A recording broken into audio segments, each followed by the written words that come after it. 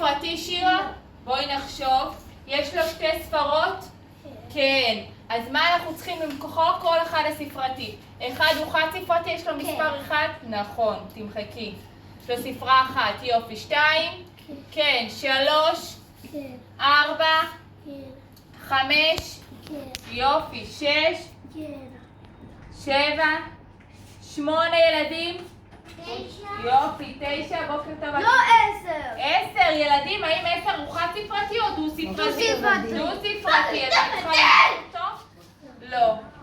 אנחנו מקיפים. הלאה, מי רוצה לשאול אותי עוד שאלה?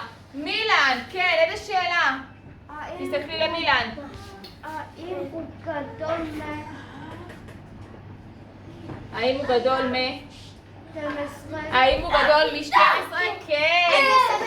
כל המספרים שקטנים מ-12 אני צריכה לסמן. 10 אני יכולה לסמן אותו קטן מ-12, יופי, בואי תסמני. איזה עוד מספרים? תסמני X. איזה עוד מספרים קטנים מ-12? 11, יופי, מיכאל. 12, לא, 12 הוא לא קטן, הוא שווה ל-12.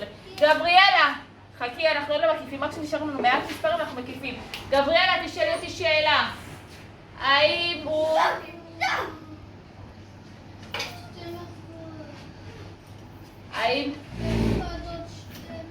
האם הוא תוצאה של התרגיל 1 ועוד 12? כן. לא. כמה זה 1 ועוד 12, שירה? שווה 13. האם בחרנו 13? לא. אז אנחנו מסמנים על 13x. יופי. תומאס, איזה שאלה אתה רוצה לשאול?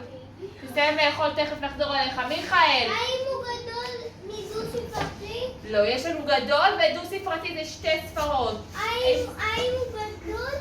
האם הוא גדול מאיזה מספר? מאיזה מספר? איזה מספר שאתה בוחר? 17.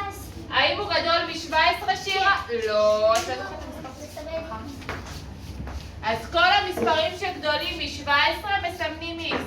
18, יופי, 19 ו-20. האם היא אמורה לסמן גם את 17? לא. יופי, בואו נקיף את המספרים שנשארו לנו. שקטנים ב-17. יופי. מה עוד למדנו? למדנו, וגם 17 נשאר לנו.